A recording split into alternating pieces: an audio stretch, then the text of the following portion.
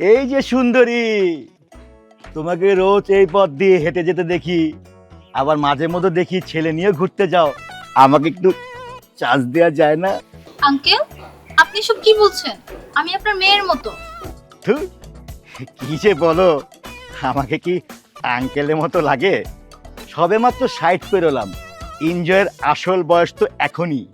দেখেন আঙ্কেল, আপনি যা ভাবছেন আমি ওইরকম মেয়ে না। আমি ভদ্র পরিবারের মেয়ে। ওরে আমার ভদ্র রে, রোজ বিকালে একটা ছেলে নিয়ে ঘুরতে যাও, আমি কি চোখে দেখি না? ওটা আমার কাজিন, আমরা একসাথে কোচিং এ পড়ি আঙ্কেল। রাখো তোমার কাজিন টাজিন, ফেসবুকে দেখো না? আরে বাবার কাছে মেরে তো নিরাপদ নাই, আর তুমি আছো কাজিন নিয়ে। আরে মেরে তো কাজিনের প্রথম শিকার। দেখেন আঙ্কেল, এসব আজে বাজে কথা বাদ দেন। আমার কাজ আছে, আমি এখন যাই।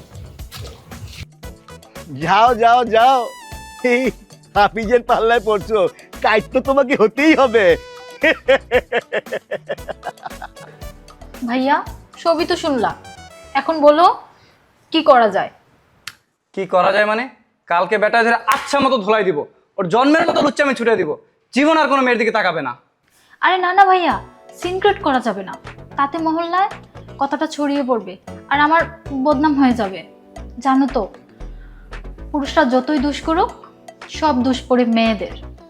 উগ্র পোশাক, ওড়না না পরা, তারপর পর্দা না করা, আরো কত কিছু যে উঠে আসে। ভাইয়া শোনো, এমন একটা কিছু করতে হবে যাতে সাপও মরে, লাঠিও না ভাঙে। পেয়েছি, এমন একটা শাস্তি দিব বেটাকে, জীবনে আর কোথাও লুচ্চামি করতে যাবে না, ওর লুচ্চামি জন্মের মতো ছুটিয়ে দেবো। শোন,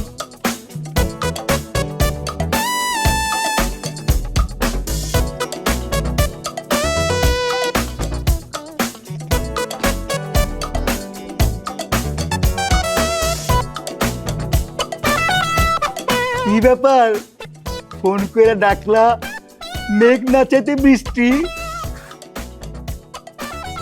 মত পাল্টাইছো নাকি? জি আঙ্কেল, ভাবলাম নাচতে নেমে ঘুমটা দিয়ে লাভ নেই। আমার দরকার টাকা, সেটা ইয়াং হোক বা বুড়ো। দেখো, তুমি কিন্তু বারবার আমাকে বুড়ো বলে অপমান করছো। এসব আঙ্কেল টাঙ্কেল কি? সরি। ওকে ভাইয়া, আমি একটা বিপদে পড়েছি, আমার বেশ কিছু টাকা লাগবে। মানিস নো প্রবলেম, কত টাকা লাগবে? এই বেশি না আঙ্কেল, সরি ভাইয়া, মাত্র 5,000 টাকা। মাত্র 5,000 টাকা? তুমি চাইলে তো আমি 10-20 হাজার টাকা দিয়ে যাব, তাতে বিনিময়ে কি পাবো? আপনি যা চাইবেন তাই। তাই? ওকে, আমি রাজি। ওকে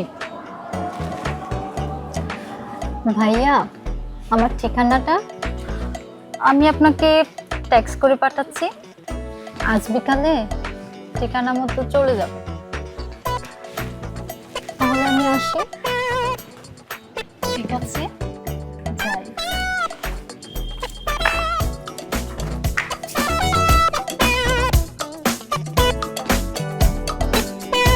যাও যাও, সেজে গুজে রেডি হও, বলছিলাম না হাফিজের টার্গেট মিস হয় না।